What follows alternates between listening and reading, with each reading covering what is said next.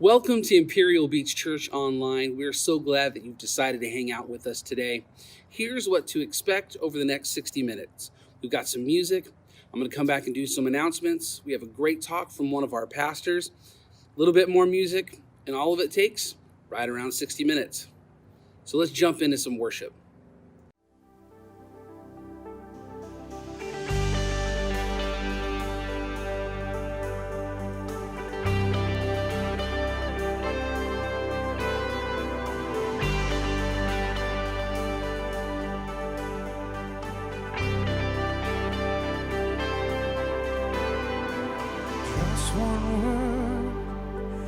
Calm the storm that surrounds me.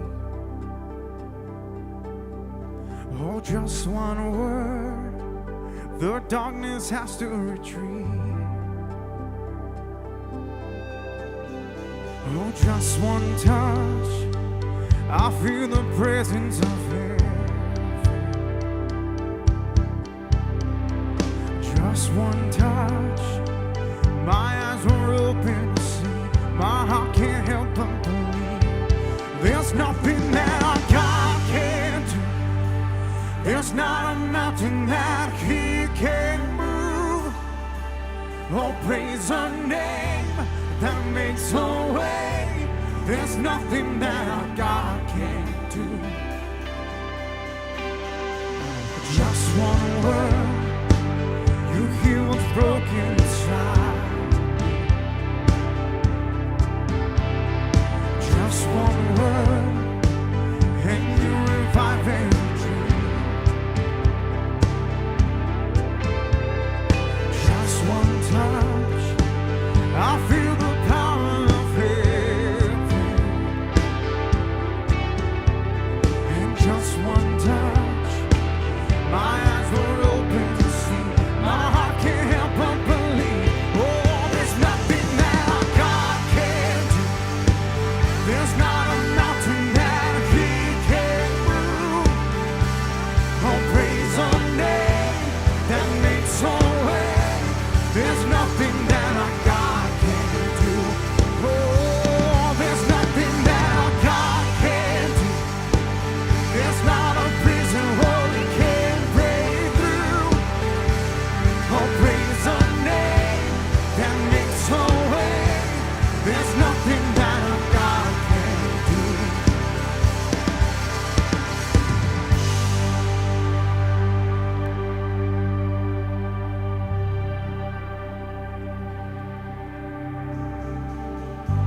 I will believe for greater things. There's no power like the power of Jesus. So let faith arise. Let all agree. There's no power like the power of Jesus. I will believe for greater things. There's no power like the power of Jesus. So let faith arise. Let all agree. There's no power like the power of Jesus. I will believe for greater things. There's no power like the power of Jesus. So let faith arise. Let all agree. There's no power like His power. There's nothing that our God can't do. There's not a mountain that He can't move. Oh, praise the name that makes a way. There's nothing that our God can't do. Oh, there's nothing that our God can't do. There's not a prison wall He can't break through. Oh, praise the name that makes a way. There's nothing that our God can't do. Oh, oh, oh, oh, oh,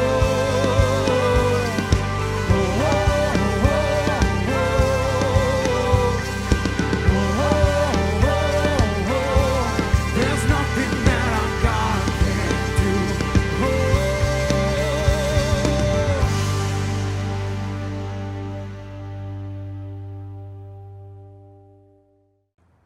of the ways that you can follow along with everything coming up here at Imperial Beach Church Online is by downloading the Eastlake Church Network app.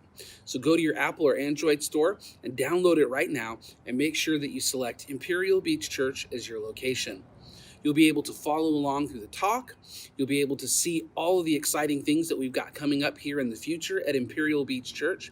And if you'd like to partner with us in generosity, you can give through the app, or you can text IB Church to 67076, or you can go to our website at imperialbeach.church/give and partner with us in generosity today. Well, we're excited for today's talk. Let's jump in.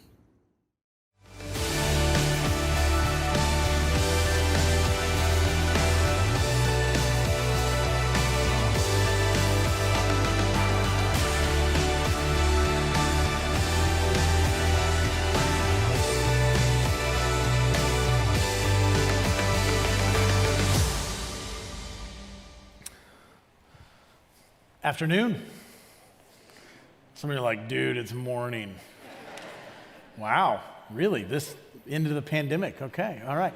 Hey, welcome. Glad you're here. Everybody online, everybody outside, everybody here indoors in Chula Vista. We are in week 2 of what really is this one message 2-week mini-series. And we started it last week. It's 2 parts. This idea of overflow. And the big idea is that all of us have a choice from the position we live from when it comes to how we view resources and generosity. That we can live from a place of scarcity where we feel we never have enough and we kind of hoard on and hold on and get through life that way. Or we can live from a place of abundance, a place of overflow where we have more than enough and we share the blessings that have come to us. And this idea of living from a place of overflow comes directly from the teachings of Jesus and our theme verse for this little 2-week mini-series. The theme verse is found in Luke chapter 6. I want us to read it out loud again together. We did it last week. Here's what Jesus had to say about what we need to do to experience the kind of life I think we all want, which is a life of overflow when it comes to generosity. Here's what Jesus said. Let's read this out loud. Ready? Begin. Give and you will receive. You will be given much, pressed down, shaken together, and running over. It will spill into your lap. The way you give to others is the way God will give to you. Now, Jesus tells us that the way to experience overflow is to give and be generous. And doesn't that just seem counterintuitive to what we're taught in our world? Right? Like, hold on a second. You're telling me, Jesus, that the way to receive is to give, the way to be blessed is to be a blessing? Doesn't that just sound opposite of what our world teaches and tells us the way that we're supposed to live? Of course it does. And if you're new to following Jesus, here's something you need to know, or maybe you're new to reading the Bible or reading the teachings of Jesus, is that almost always the way of Jesus is upside down to the way of the world. That our world will say, this is how you should handle your relationships, and Jesus will go, no, this is how you should handle your relationships. Our world would say, this is how you should handle when somebody hurts you. Get even. Cancel them. Right? Cancel culture. They're no longer, you don't talk to them, they're deleted. Jesus would say the opposite. He would go, forgive. Right? Like the way that Jesus says to live is almost always upside down and opposite to the way of our world. And it's the same when it comes to our resources.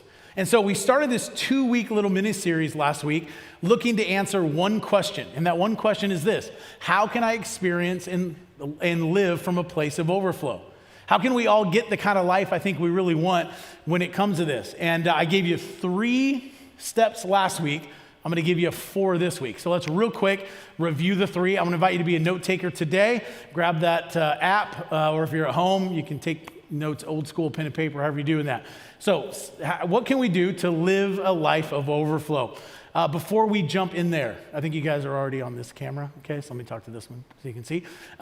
Before we jump into it, here's what I'm going to tell you. There are 7 steps to take. This first one is for Jesus followers, okay? If you're here today and you're not a Jesus follower, somebody invited you to church, welcome. You came on one of the 2 weeks we talk about money, right? So like if you're like, that's all church is talking about, show up the next 50 weeks and let's see, okay? All right, get over it. Now, so that's what we're talking about. But I want to tell you, this first point is actually just for Jesus people, all right? This next 6, you could be here today and not be a Jesus follower and not believe any of this, and the next 6 will all work for you, okay? You will be smarter and better at handling money if you'll do what the Bible says, even if you ignore the first one. Now, if you're a Jesus person, the first one's important, okay? Because it puts us in a position to actually receive the overflow blessing that God promises. And so here it is. I'm going to give you these. Let's quick review. Here's the first 3. Last week we said this. Number 1 is to put God first by giving back to him. And that's number 1 for a reason. Because there's only one place that for God in the life of a Christian. And it's not second or third or fourth or fifth. It's first place, right? There's only one place in the life of the Christian. It's first place. And often the ultimate test of whether God is really in first place in our life is when it comes to how we handle our resources. Do we put him first in our resources? Do we honor God by giving back to him what he has already given to us? Right? Like, do we give from our first and our best, not our rest or our leftovers? Here's one of the things that I said last week, and I just want to throw this question out again. If you can trust God with your eternal soul, if you can trust God with the eternal destiny of your soul, believing that as we celebrate in communion, that we are forgiven and free and made right with God because of Christ's work on the cross, and that we have new life in him because of his resurrection, and we have a promise of new life forever with him. If you can believe that, like if you can trust God with your eternal destiny, don't you think you can trust God with your resources? I think that we can. And so last week, I invited a whole lot of you that are Jesus followers to do what maybe you felt like you haven't been able to do, or maybe what fear has kept you from, or maybe what the pandemic had you stop doing for a while, which is honoring God and worshiping him through your giving. And I invited you to take a 90-day challenge to say, let me put God first for the next 90 days, for the summer, June through August. And let me test God in this, where I'm going to give my, like first and best, not what's left. And I'm going to start doing percentage giving. And I said, I want to help you with this. And so, we will resource you weekly with devotionals and encouragements. We'll pray for you daily. We'll invest in your own like financial freedom and your ability to live the way I think you probably want. But one of the first things we're doing is sending you a book. If you look at the bottom of your outline, there's a bunch of books we always recommend with whatever topic we're doing. And everybody that signs up for the 90-day challenge, I'm sending them this one by Rachel Cruz called Love Your Life, Not Theirs, 7, money habits for living the life that you want. And so we're sending that out. We are investing in you. I want to make it easy for you to be able to go, man, I want to do this. And then I said, just to make sure that fear doesn't win, here's how this works. And it's not a gimmick, for real. If you go 90 days, you don't experience the overflow blessing of God, your heart doesn't move closer towards God's kingdom, your faith isn't stronger, and you would go, dude, this is stupid, this doesn't work, I don't believe it. We'll give you all your money back, no questions asked. Not a gimmick. Why? Because I want to make it easy for you to experience what so many people in this church have experienced, and that is the faithfulness of God and the blessing of God that supernaturally comes when you put him first. And so here's what's really cool. Guess what? Last week, 52 households just here in Chula Vista said, we're in. We're in for the 90-day challenge. 52 of you said that. And if you're here today and you're like, I kind of felt like I wanted to, but I was hoping you'd change subjects this week. Right? The message will get better if you don't like this part, okay? I want to invite you to jump in with those other 52 households, and actually across our church network, the almost 800 households that do this every single month. That's how we do this. And so this isn't because the church doesn't need money. The church isn't in trouble. The church is doing great, like paying our bills. We're blessing and serving our community during this pandemic in more ways than we ever have in the history of the church. And so Jesus' mission is moving forward. But this is about you saying, I want to live fully surrendered and trust God in this area. And I want to help you experience that victory and ultimately experience that blessing in your life. And so if you want to join us in the 90-day challenge, it's getting ready to start in like 2 weeks. And so you can sign up at eastlake.church/overflow.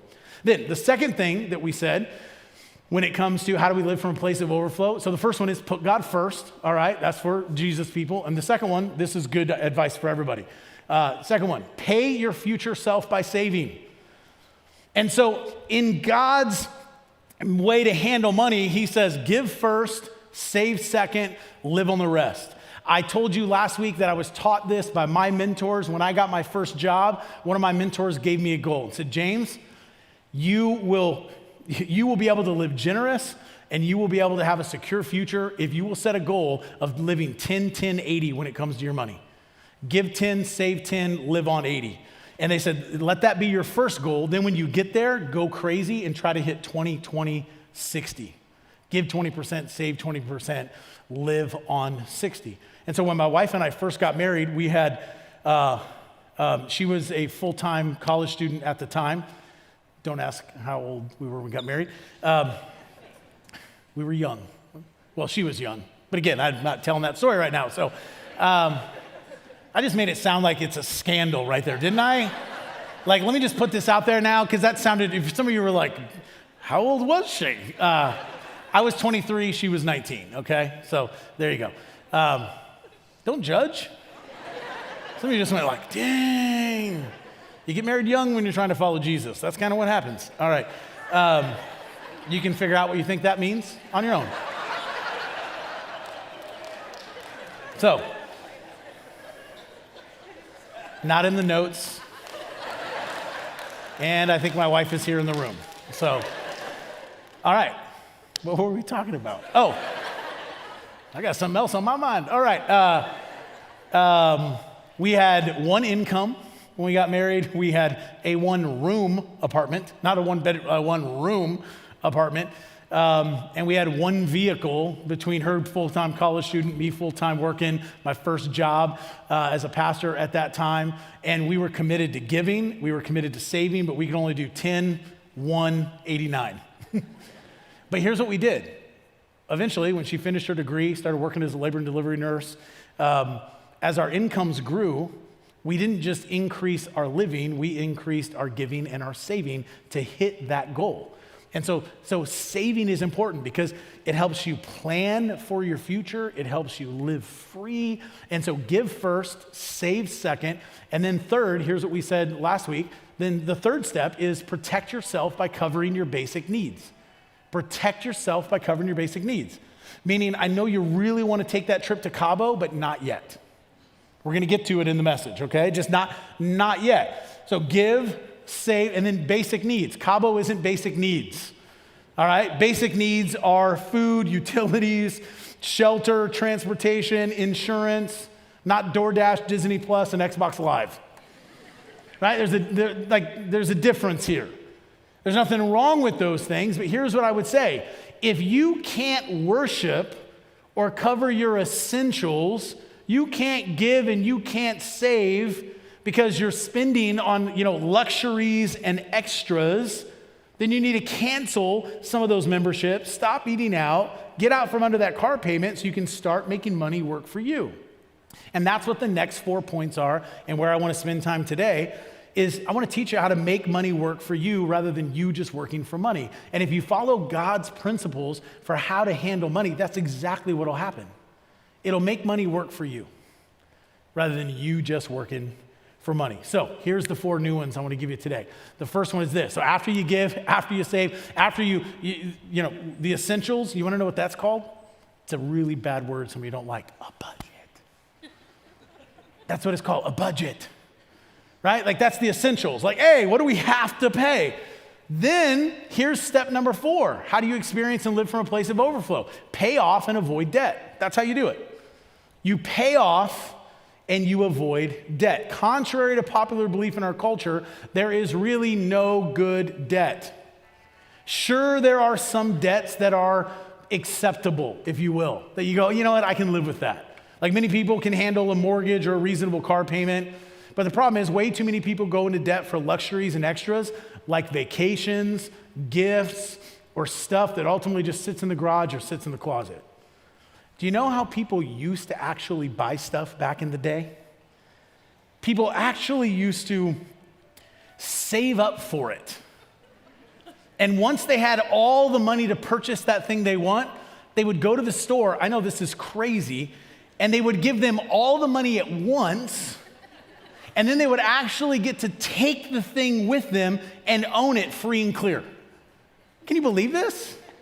I read about it in a history book. This is the way people used to be. And in that history book, there was also this chapter on this crazy thing called layaway. Like that people used to do, like if, again, most of us weren't alive when this thing existed, but this is what stores used to do before everybody had, credit cards and Amazon, is that you would go into a store, you would want something, but you didn't have enough money. Let's say it cost, $100. And you would say, man, I only have 25, but I want to make sure they don't sell out. And so you could give the store $25 and they would lay it away for you. They would hide it somewhere. And then they would say, hey, just every week or month when you get paid, just come back and give us what you can. And when you get to the $100, then we'll give you the item. And people would do this. They would go and pay. And then again, once it was actually paid for, they would get it. Can you believe people used to live like that in ancient times? Right? Is that how we live today? No, not at all. What do? Swipe it, right? We either swipe the card and we're like, yeah, whatever, I want it now, we'll pay for it later. Or now we can swipe our finger on the Amazon, right? Like on the app, you buy now. Ooh, that's convenient, but it's dangerous, right? I mean, whether you're swiping the card or swiping the finger to buy now, I'm not saying credit cards or, the Amazon app is evil. I'm not saying that, but I am saying it's dangerous. Here's why. Because when you used to have to save and have it before you bought it or put it on layaway before you could get it, guess what that did? It gave you time to actually think, do I really want this? Do I really need this? Can I actually afford this? But now with all the credit options, whether you're buying something small or you're buying something big, we just go, wow, man, I'll take that. Man, I know I'll look good in that. Let me buy that. We definitely need new furniture in there. And, we should totally go to Cabo.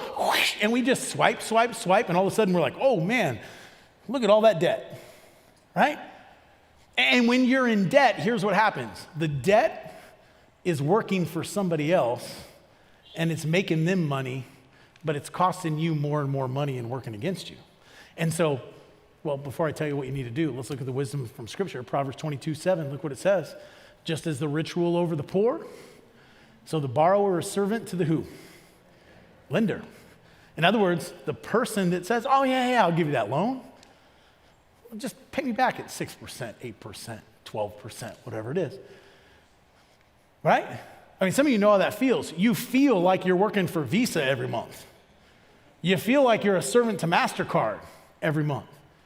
Right? Because again, debt is working for the lender, but it is working against the borrower. So what do you need to do if you're swimming in some credit card debt or unnecessary debt right now? Here's what you need to do. You need to start a debt snowball to pay that off and get it rolling in your favor instead of the lender's favor. So how do you do that? Here's just one simple suggestion I'm going to give you. Pick your debt or that one credit card that has the highest interest rate. Look at what the interest rates are because they're all different. And pick the one that's the highest, that every month they're adding to what you owe. And then you've already canceled some of those subscriptions, right? Because we talked about that last week, right? So you went, oh my gosh, I didn't even know I was paying for that. Use Truebill, one of the apps I recommended on the end, and look at all the different monthly things that you're paying for. Cancel 3 of them, use that money, put it on that debt. And every month, start paying it off, paying it off, paying it off, paying it off. And then when you get the tax return and you're like, oh my gosh, I wasn't expecting $600, Cabo. Not yet. right? You go, $600 I wasn't expecting, boom, put it on that debt snowball. It just got bigger and it's rolling in your favor, and eventually you will be able to pay it off. You will learn that principle of attacking debt at the highest interest rate one at a time if you would attend our FPU, Financial Peace University. It's a master class on how to handle resources. It's starting in 2 weeks, only 100 spots. It's, I think, a 6 or 8 week course that we're going to do over the summer. And I realize you might be out of town one of those two of those weeks, but a whole bunch of you signed up last week. I think there's about half the spots that are still open. And you will learn practical things on, okay, what's my next step? Pay off the debt, establish an emergency fund, start doing things to help us be more financially ready for our future, whatever may come. Now, the next step, after you're giving, saving, budgeting, living within your means, paying down debt, what's the next thing to do? Well, here's the next one. Spend money on things you enjoy. Some of you are like, dude, the message just got good. Right? You're like, I didn't like all that other stuff, but I like this one. Like, this is actually in Scripture. If you are handling money God's way, you can spend money on things you enjoy without having to go in debt over them and without feeling guilty about them. This is where you get to go to Cabo, right here in this point. If that's your jam, if that's what you like, if that's your man, just, to be able to spend money to get away, even if that's just a couple days or as a family or as a couple, then do it. Whatever you enjoy, if you're living within your means, you're saving for your future, use the resources that God gives you and enjoy the life that he's given you. Ecclesiastes chapter 3, look what it says. This is Solomon, wise, rich king of Israel. He wrote these words. So I concluded there's nothing better than to be happy and enjoy our lives as long as we can. And people should eat and drink and enjoy the fruits of their labor, for these gifts are, say the last two words out loud, from God. If you've worked for it, you've earned it, you've been generous with it, you've saved, then you take what God has given you and you go, I am going to enjoy it. Enjoy what God has given you without guilt. A lot of people have weird theology, which is ideas about God when it comes to money. There's two primary wrong teachings when it comes to money in the church, and when I don't mean the church, I mean the global church, when it comes to money, and they're both on two extremes. One is what's called the prosperity gospel, and that is the gospel that says if you give God $1, he'll give you 10. He's like, the vending machine. You put it in, you say what you want, boom, God always gives it out, all right? And here's what I would say. That's a perversion of what the gospel teach. Is there a supernatural component to giving and tithing? There absolutely is. Does it mean that you're going to be rich? Absolutely not. Right? So one side would be this, prosperity gospel. The other side that I would say is just as perverse and wrong is what's called a poverty gospel. And that's this idea that if you're a Christian, then you should be poor. That everybody should be poor, you should give everything away. Jesus never asked every one of his followers to give everything away to the poor. There is a story where he asked one guy to give everything away. Why did he ask that one guy who's known as the rich young ruler to give everything away? Here's why. Because Jesus knew for that guy, his wealth was his God. And Jesus wanted to say, well, what's it going to be? Are you going to trust your wealth or are you going to trust me? And so Jesus kind of put that line in the sand in his life. And so Jesus doesn't do that for everybody. The kingdom of God way of handling our wealth is to be generous. It is to give. It is to save. But if you can do that, then enjoy what God has given you. The thing that I enjoy and where all my extra money goes is my backyard. If you were to come over to our house and walk in the front door, you would think we just moved in. We moved in, I don't know, like 8 years ago into this house. And the reason you would think that is there's nothing in the front room. It's like the formal sitting room and a formal dining room. There's nothing in there. Why? Because why would I waste money in there? Nobody goes in there. Every time we have extra money, I'm like, we live in San Diego County. It's beautiful all the time. I want to be outside. I want my kids to play outside. I want my kids to have all their friends over, especially as they're teenagers. No, you guys hang here. Secret video cameras over the backyard. This is where you hang out. Like, right? Like, I want the awesome, I want to hang out with my friends. I want them there. Like, that's where we spend our money. And because it's like, that's what we enjoy. And when you're handling resources God's way, you can do that. Because wealth isn't your God. Wealth is a gift from God. And it can be used for God, and it can be used to enjoy his blessings. And that leads to number 6, to living a life of overflow. Write this down. What do we have to do? Well, we need to build wealth. We actually build wealth. When you handle money God's way, and you put them first, and you give, and you save, you live on a budget, eventually, I know this is crazy, you will have extra money. Some of you are like, people have extra money? Yes, there are people that eventually have extra money. And you can be one of those people too, if you'll handle resources God's way. A few of my favorite shows that really teach, in some ways, how to build wealth. One of them is The Prophet with Marcus Lemonis. Anybody ever watch that show? I love that show. Now, some of you are thinking that's like a Jesus show, The Prophet. Ooh, he tells the future for God. Not that kind of prophet, Profit, prophet, okay? And what Marcus Lemonis does is he invests his money into small businesses and small business owners, and he helps them succeed and go to levels in their leadership and business that they could never do without him. And he becomes a partner in their business, obviously both to help him, but also for him to make money in it, right? He's now a partner. That's what that show is. Another one of my favorite shows that really you can see how to build wealth is Shark Tank. Anybody ever watch that show? Awesome show, right? A Shark Tank. Love that show too. And Kevin O'Leary, who's one of the sharks on there, known as Mr. Wonderful. If you ever watch the show, he's not really that wonderful. He's a shark. But he has a quote that I think is awesome that shows you this mentality of what it means to actually build wealth and have money work for you. Here's his quote. This is awesome. He says, "Money is my military. Each dollar a soldier. I never send my money into battle unprepared or undefended. I send it," he sends his money to conquer and take currency. In other words, he sends his money to go get other money and make it their prisoner and bring it back to me. Isn't that awesome? I love that. In other words, what he's saying is, I put my money out there, but I do it wisely in ways that my money doesn't come back to me by itself. It brings more money back with it. That's why he invests in those companies and does that. It's wealth building. And believe it or not, you don't have to make a lot of money to someday have a lot of money. Some of you are like, well, no, I think you do. No. Here's what you need. You simply need wisdom and you need time.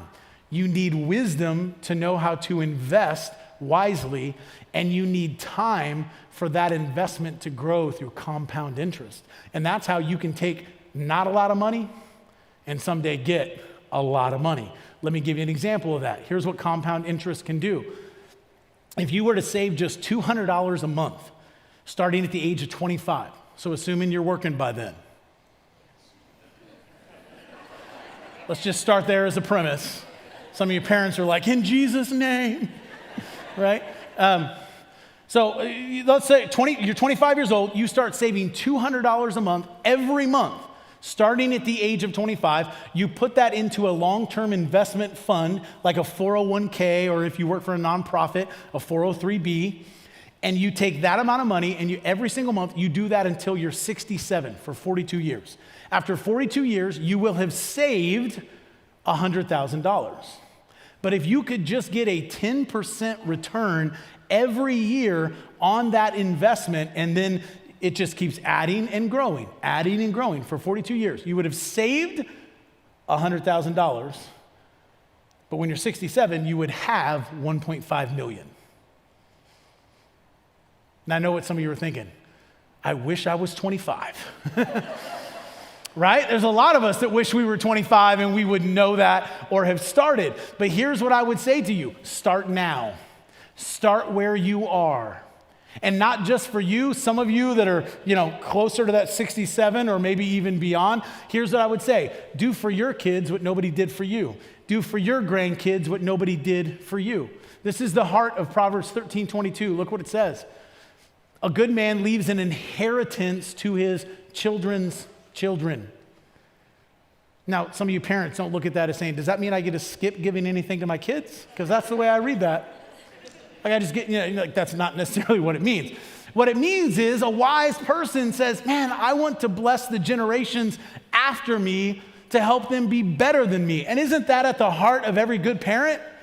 Right? Like I want to help those that come after me do better than I did, to have a better opportunity than we had. I know that I'm a product of my dad and my mom, but my parents doing that for my sister and I. Like a big reason this area of my life is like somewhat together, and there's others area of my life that are a mess, okay? But this one, the reason this is together is a big part of it is my parents. It's crazy for me to think that my dad didn't have running water in his house until he was in 9th grade. Like they were really poor on the other side of town in this little podunk nothing town in rural Illinois is where my dad grew up. And they had a well pump in the kitchen, and they had an outhouse out back. And then they thought they arrived when they got to move across the tracks to the other side of town, and they actually had running water in the house. Like him and his brothers were like, this is amazing. That's what my dad came from. But he did for me and my sister what his parents couldn't do for him. And so here's what I would say. Parents, mom, dad, grandparents, people, start. Some of you are 25. Start this now. You'll be so glad you did.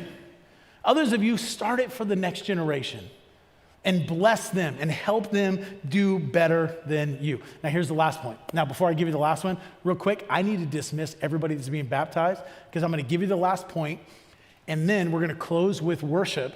And while worship is happening, we're going to watch those who are being baptized in water. So if you are serving in baptism, getting baptized, you wanted to get baptized, but you didn't sign up, you can still go. I'm going to dismiss you right now. So everybody that's getting baptized, serving, doing that, just go ahead and get up, move to the aisle, go on to the back. Let's celebrate all those that are doing that today. Awesome. We can't wait to cheer you on in just a moment. If you want to get baptized, you know that's your next right step. Baptism is an outward picture of what's already happened in your heart. That the water represents your old life going under and the new life that we have in Christ.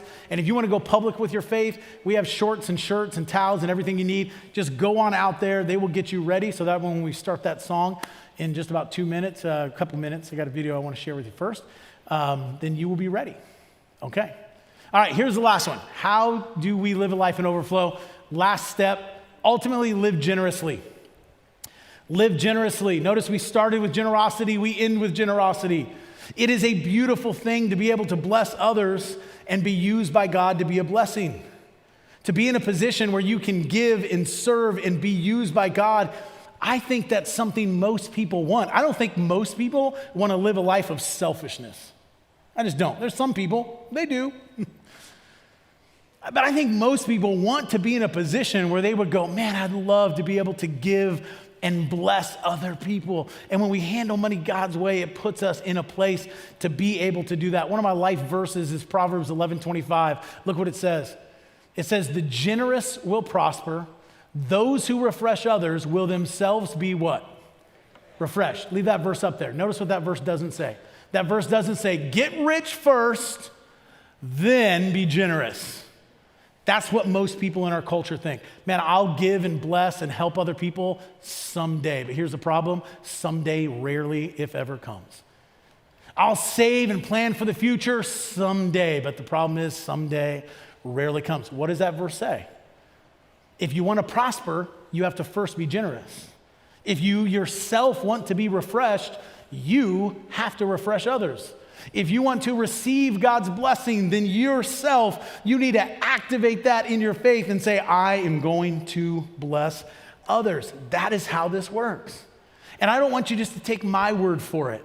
I want you to hear from one of the members of our church, okay? Because some of you are looking at me like, dude, you're paid to say this, right? Like you're the pastor. This is kind of what you're supposed to do. But I've been able to watch literally thousands of people, and you're going to hear Edward's story.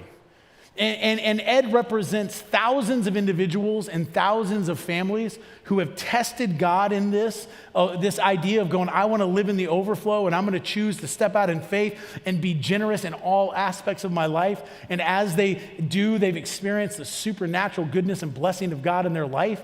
And so I want you to hear from Ed, who is a member, who's a local business owner, who through the struggles of COVID has had to fight for his business and his employees. We shared his story back last fall, but it was back when we weren't even meeting in person. And so I want to share it again because I think he expresses this attitude of what it looks like for Jesus people to live generously so well. Watch this. I was a military brat, so my father was a retired Navy chief. I myself joined when I was 19. I own a martial arts school and 2 service-disabled veteran-owned small businesses. What I discovered in opening that first business is that I really love teaching. Opening that first martial arts business gave me the skill set that I need to be able to connect and talk with people. I've been very blessed that I have partners that are also Christ followers. So some of the changes that have affected my businesses when it comes to COVID, we have employees and they're going through uncertainty. We've reassured them that we're not going to take profit share if it means that we're going to lose a job. We've given raises during this time. That's crazy. We look like we're expanding, and we are attempting to expand. We're not letting this season get us down. We're not. It's a tough fight. But I would say another pattern that I've established within the company is that I'm the guy that'll pray with you. I don't hesitate. I don't even try to figure out what religion they may or may not be. I'll just say, can I pray for you? Or can we pray together? And no one's ever refused me yet. I look for every opportunity to be generous, whether it's at work, at home, with my family, with the students that I teach, with people that I interact with. I look for every opportunity to be generous. And that comes in many, many, many different forms. I know this is church, so a lot of people think that has to do with money, but it also has to do with time. And sometimes it's resources. So when I first started tithing, it started off with just giving what I had on me at the time. Then I started moving towards automating it and being intentional in that way. I started off at 6%, and then the next year I was like, oh, okay, 7%, 8%, 9%. The tithe itself is 10%. So look, you're not being measured by a number. That's not what it is. It's growing your heart. It's growing your faith. But there's a goal in there, and I was like, okay, let's test this. Now, whenever any kind of income comes in, my wife and I discuss, okay, how much, how are we setting this up to be addressed with the tithe? And we do this because we've just seen so many instances in our life of where we've tested God when it comes to the tithe, and we've received. We know that we are blessed. We really do know this. So start small, and He'll answer. And as you get stronger, you can do more, and then that allows God to do even more. And I'm not trying to say it's a relational model where you have to give more to get more. I'm just saying that when you give God more to work with, God will work with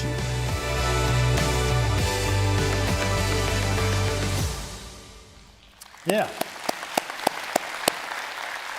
I appreciate Ed's courage just to kind of say, hey, here's my life, here's my story. And I want for you what Ed and his family have experienced as they've stepped out in faith, that overflow way of living, generosity in all things. So here's my question. What's your next right step today? Let's be doers of the word, not just hearers. Let's just not come to church and sing some songs and hear a message and go out and live the same way. Let's put this at work in our life, because that's where all of a sudden it starts taking traction, where you start seeing God work and move and draw your heart towards him as you step out in faith. So for some of you, maybe that's signing up for FPU and going, dude, we need to go to that as a couple, as a family, and we need to get our finances in order. Maybe for others of you, it's joining those 52 households last week and signing up for the 90-day challenge and go, let me totally trust Jesus. Others of you, it's that debt snowball. You need to start paying off some of that debt that's costing you way too much money. Cancel a subscription this week, because I thought you did it last week. And put that money on there and get it working for you. Start that savings account. Do it for your kids. Do it for your grandkids. Take a step this week and watch God bless and move your heart towards him as you do.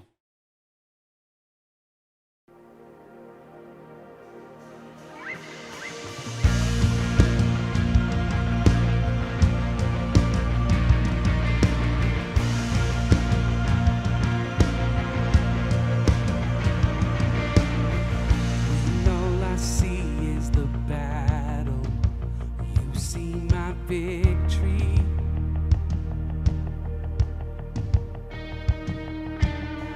When all I see is a mountain, you see a mountain. And as I walk through the shadow, your love surrounds me.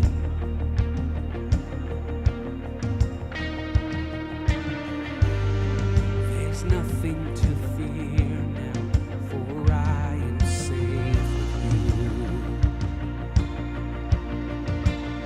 So when I fight, I'll fight on my knees with my hands lifted high. Oh God, the battle belongs to you, and every fear I lay at your feet. I'll sing through the night. Oh God, the battle belongs to you.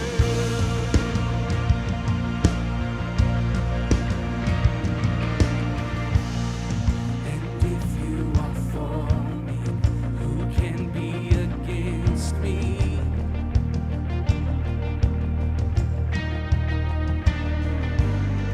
For Jesus, there's nothing impossible.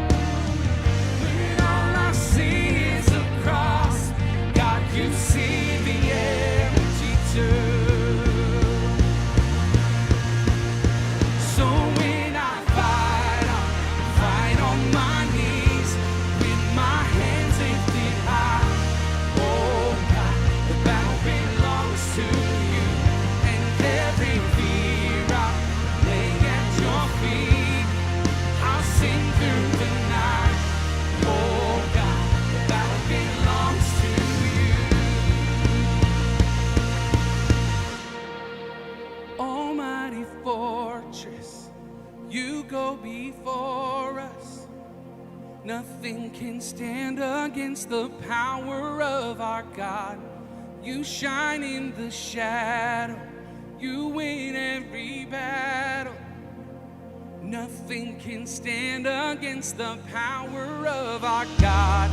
An almighty fortress, you go before us. Nothing can stand against the power of our God. You shine in the shadows, you win every battle. Nothing can stand against the power of our God. An almighty fortress, you go before us.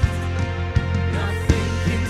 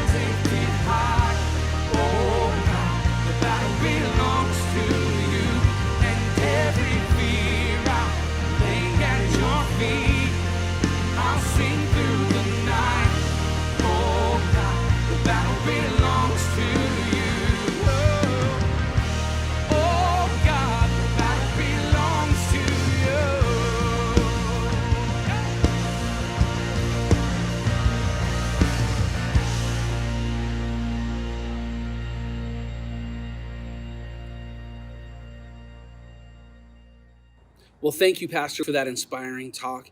And maybe as you were watching today, something stirred in your heart and you've decided to follow Jesus for the first time or reconnect with him for the first time in a long time. If that's you, we'd love to be praying for you. We'd love to send you some information to help you with that faith journey. Would you let us know by texting New Start to 67076? Or maybe you need prayer today. One of our prayer team would love to pray with you. We can send you a Zoom link for a private prayer chat with one of our team. Just text PRAY to 67076 and we'll get you that link right now. Well, it's been a great day here online, but we're done being the church online. Let's go be the church out there. We'll see you next week.